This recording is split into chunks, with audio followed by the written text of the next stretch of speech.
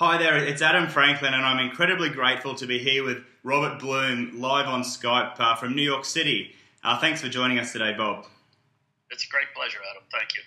Now, you've had a remarkable career in the advertising and marketing world as CEO of Publicis Worldwide, and you've also written two books that I found incredibly valuable. The Inside Advantage, and of course your new book, The New Experts. Now, one of the major changes you've witnessed, and we've all witnessed, over the last 10 to 15 years, is the explosion of the internet. Just what impact has the web had on the way companies and individuals should approach advertising and marketing? I think the tremendous impact which business leaders of all kinds everywhere don't realize fully. I know that they know it occurred, but they don't really understand how devastating it's been to them. The real impact, Adam, has been on the customers. It's almost like the technology was a rocket that was guided, and instead of hitting the businesses, they went after the business's soft underbelly. And what was that? That's the customers, and nobody can do without customers. And they went after them first because they were most vulnerable. And, the reasons that this has happened, it's been two things that have changed the world in every way, but particularly in the business world. One is globalization. We all had our nice local markets, and it was a nice territory, and we were familiar with it, and then globalization came. Two things came with it: huge amount of competition in every category. So that every category is overcrowded today with not just domestic business in Australia or the U.S. or Europe.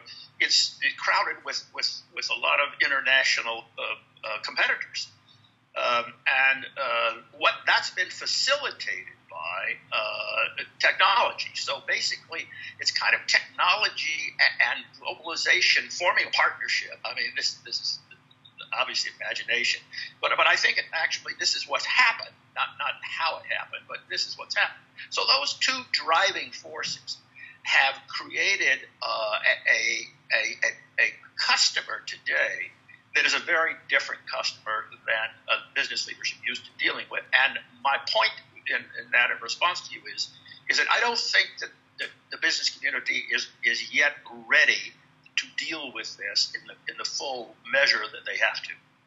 Because in The New Experts, you make a very provocative and confronting statement, and that is the fact that customer loyalty is dead. You say people no longer care who they buy from.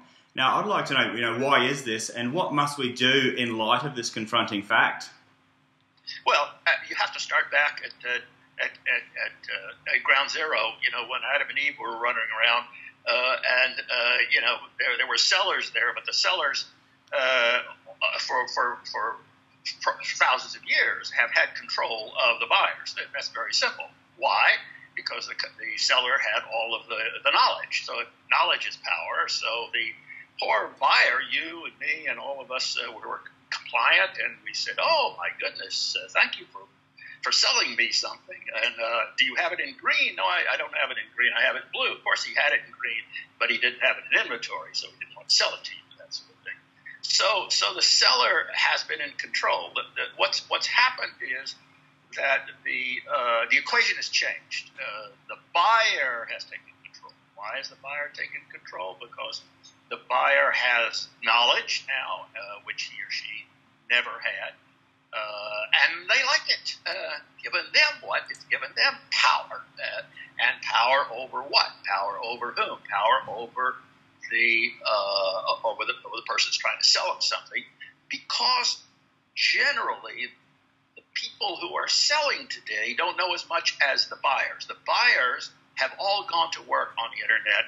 They know what they want to buy. They know what they want to pay. They know what competition has. They're ready to go. They've done all of the checks and verifications on multiple sites and on their handhelds and their apps, and they know precisely what they want to buy. So that they are in control, and the business community is not yet recognize that amount of power. And mobile commerce is really we're going to go through another major transformation. I mean, you go from PCs, which are not going to exist in another year or two. They just won't exist. And whether I'm right in the timeline or not, but it's going to be very soon, maybe soon. Think, like a Dell that's now trying to buy the company back, and so they are in control, and I don't think that customers are yet prepared enough, and that's been the phenomenal change, is that that business leaders have to recognize and confront. And so the fact now that buyers have all the information and all of the control, I guess that has contributed to this notion of inbound marketing, where a lot of the buyers can research information, find out about the product, the company, and who they're going to be dealing with well before they even pick up the telephone or even before they turn up to the store. People are actually buying products now sight unseen based on reviews on the internet. And that whole notion of inbound marketing is quite a new one that's come about with the introduction of the internet. Absolutely. Now, what's your take, What's your take on inbound marketing versus traditional marketing, which some people call it interruption marketing? I think that all of those segments are valuable. I think it depends on what business you're in, what sector you're in. I think it depends on what stage of development you're in, what you want to get out of it. I mean, let me give you an example here. At Christmas here, Amazon offered in New York City. Offered a free same-day delivery. Free same-day delivery. So here's Macy's sitting there, charging somebody for the delivery, and they're buying online any other places as well. They're getting free delivery. And where do they have to go, whether it's Macy's or Bloomingdale's or jewelry store or whatever it is? They're not ready yet to deal with this. So I think inbound marketing has a real place. I think that the phenomenal change is really going to be in mobile commerce. I think that m-commerce will change everything. And all of these other segments that you're talking about, like inbound, like interruption marketing, like all of these things are valuable. They all have to figure out where they really work. If you try to put them all together at one time for every kind of issue and problem, challenge and company that you have, it's a mistake, because you really won't get your money's worth. So you have to select what you think is your best weapon, and that's our best weapons, which can be a combination of it. Perfect. And the question I've been really wanting to ask you, Bob, if you were suddenly appointed marketing manager or CEO of a mid to large size company, what would you decide to do in terms of marketing the organization? I would start with my strategic planning. I'm writing a third book, which the title of which is Your Strategy is Obsolete.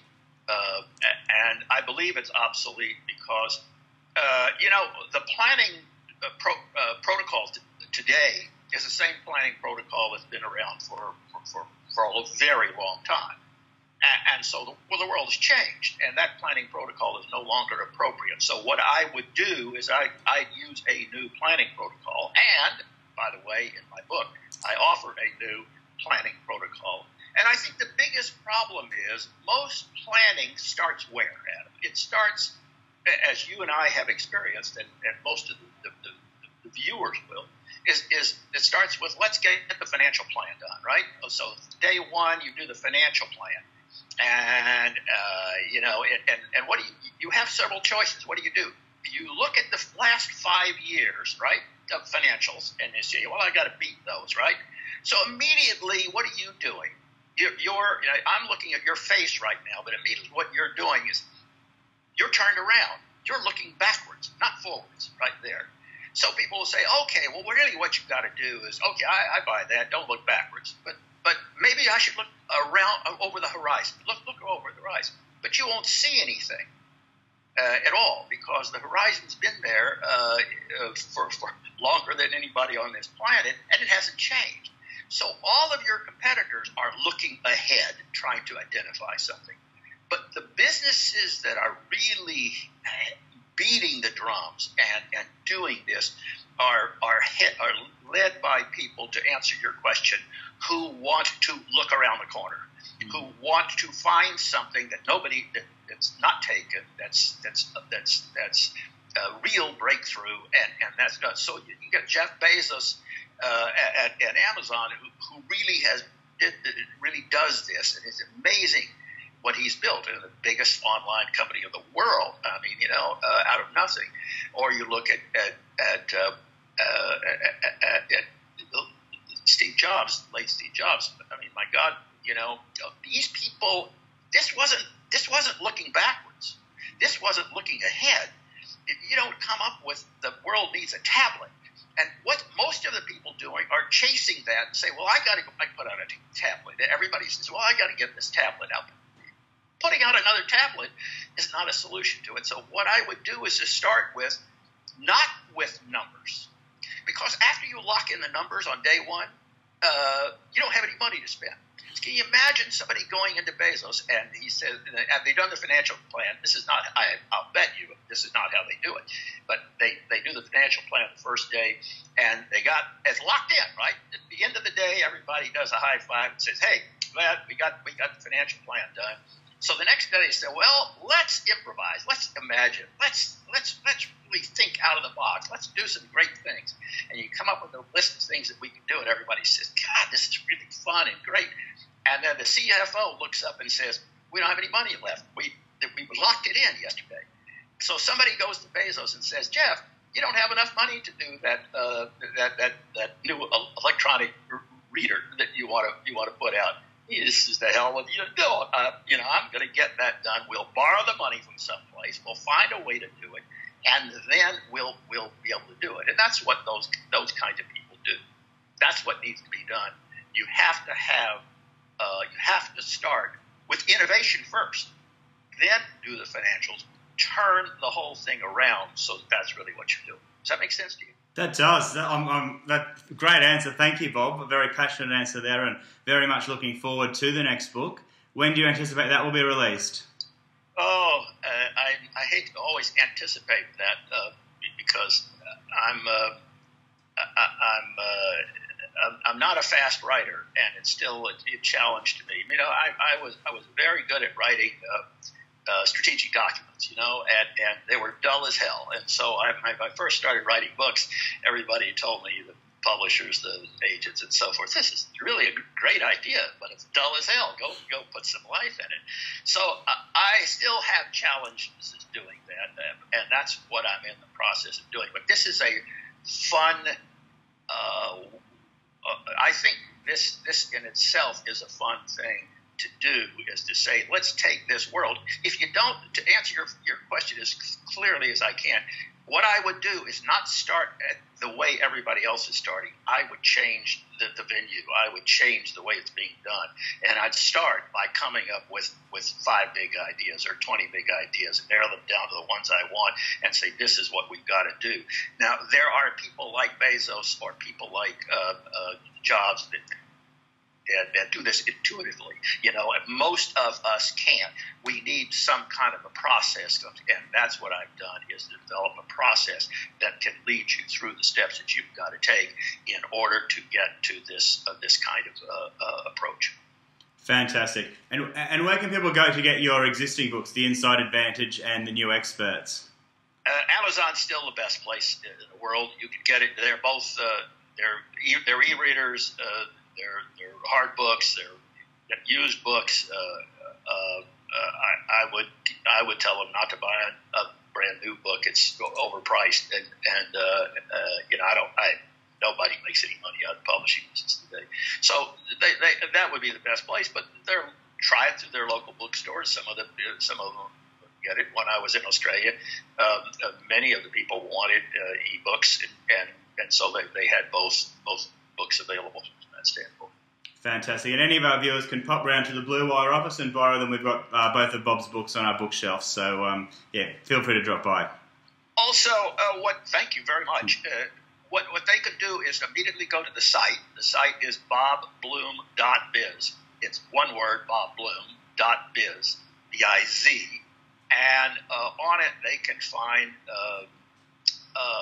everything but the size of my underwear, just about, it's a lot of stuff on there. But it does say what I'm doing. It's got some business alerts that I'm putting out, and to help people on it in a variety of ways. And ultimately, I hope to put this third book on there as soon as I can get it done. I'm well along the way. I mean, I'm moving, but not as fast as I want. Well, thank you, Bob. I'll include links to your website and to the Amazon book links on the blog post.